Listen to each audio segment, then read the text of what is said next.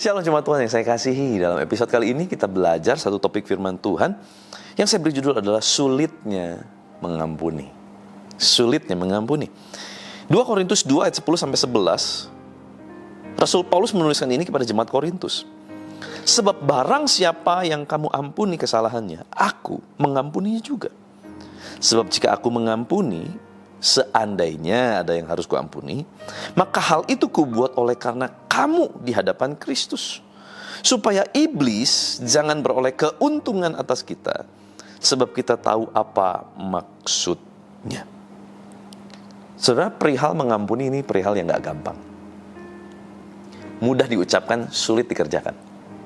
Karena bicara mengenai pengampunan, ini bicara mengenai hati. Ini bicara mengenai perasaan, bukan bicara mengenai pikiran. Bukan bicara mengenai logika. Tapi kalau buat saudara yang hari ini mendengarkan, berarti Tuhan lagi mau ngomong sama saudara semua. Saya sendiri memisahkan antara mengampuni dengan melupakan. Untuk peristiwa-peristiwa penting di mana saya disakiti, tentu sulit untuk melupakan. Tetapi bukan berarti kita nggak bisa melepaskan pengampunan. Sebab melepaskan pengampunan adalah keputusan, bukan keadaan. Karena saya punya prinsip gini, hatiku milikku, tugasku yang jaga. Hatiku ya punyaku, yang kecewa aku, berarti hatiku. Karena kecewa itu ranahnya hati. Barusan saya ngobrol sama sepupu saya, dia juga seorang gembala, seorang hamba Tuhan. Lagi ngobrol-ngobrol, dia cerita, dia ngajakin ada seorang bapak jemaatnya yang udah lama undur, gak datang ke gereja. Diajak, ayo pak ke gereja lagi, ayo pak komunitas lagi. Si bapak ini tiba-tiba bilang begini, Pak Pendeta tahu nggak yang membuat saya mundur dari gereja? Itu siapa? Siapa? Bapak, katanya. Wah, sampai kaget. Saudara saya ini sampai kaget. Salah saya apa sampai membuat orang mundur? Padahal dia secara intens ingin mengajak orang ini kembali. Seringkali kita menggantungkan kecewa kita karena sikap orang lain. Padahal yang membuat kita kecewa atau tidak itu kita sendiri, hati kita kan, milik kita. Hati kita ya punya kita, bukan punya orang lain. Jadi untuk memutuskan kecewa atau tidak, itu adalah sebuah pilihan. Kita bisa memutuskan untuk kecewa atau kita memutuskan untuk tidak kecewa, adalah pilihan. Bukan karena keadaan.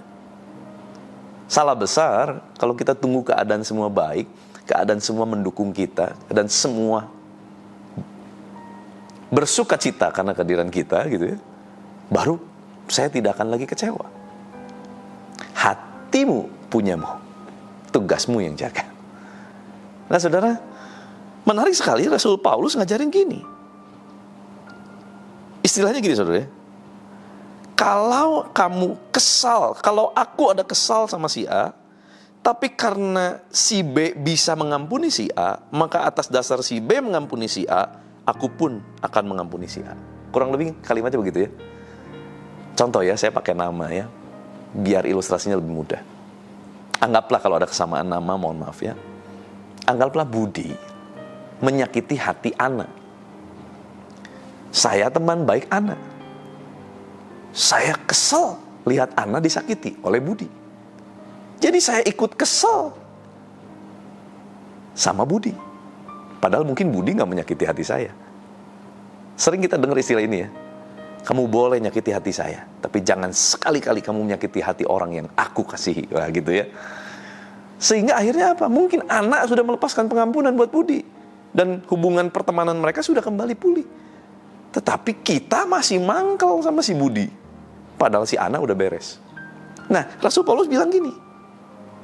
Kalau seandainya anak aja bisa ngampuni Budi, maka saya gak punya alasan untuk gak bisa ngampuni Budi.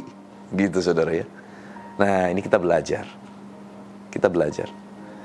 Sekalipun mungkin peristiwa itu adalah peristiwa penting di mana ada orang menyakiti kita, lepaskan terus pengampunan. Dia nyakitin lagi, lepaskan lagi. Ingat lagi, lepaskan lagi pengampunan. Karena mengampuni dan melupakan butuh waktu. Tapi mengampuni itu butuh keputusan. Yuk, Saya mau ajak kita evaluasi. Kalau hari-hari ini hati kita ada kecewa, kesal sama seseorang, lepasin pengampunan. Karena kalau kita nggak lepasin pengampunan buat sesama kita, maka pengampunan dari sorga pun tidak terlepas untuk kita. Makanya dalam doa Bapa kami kan dikatakan, ampunilah kami akan kesalahan kami seperti kami juga mengampuni orang yang bersalah pada kami. Jadi kita dulu yang harus mau melepaskan pengampunan. Supaya apa? Pengampunan dari sorga terlepas buat kita. Maka saudara jangan simpen kecewa, kesel, jangan simpen. Bahkan dikatakan,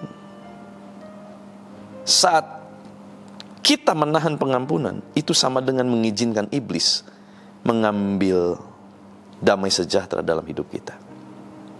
Makanya dikatakan supaya iblis jangan beroleh keuntungan atas kita.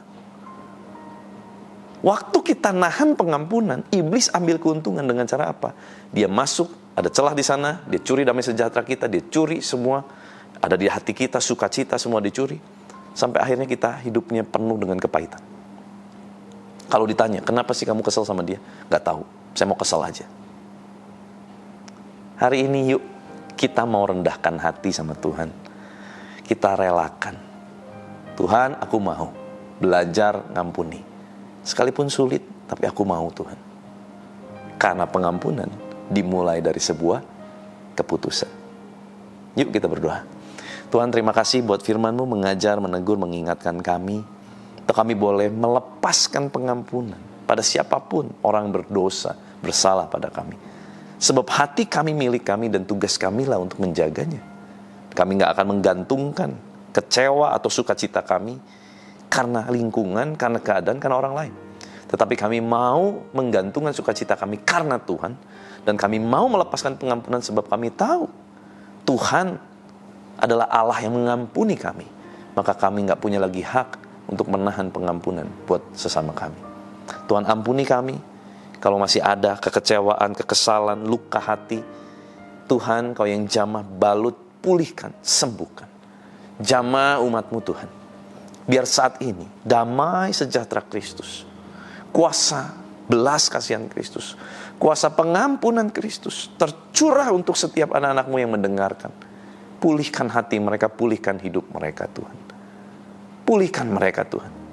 Kalaupun Tuhan, kami harus terus ketemu dengan orang yang menyakiti kami, biarlah belas kasihan Tuhan turun, supaya kami bisa mengampuni orang tersebut.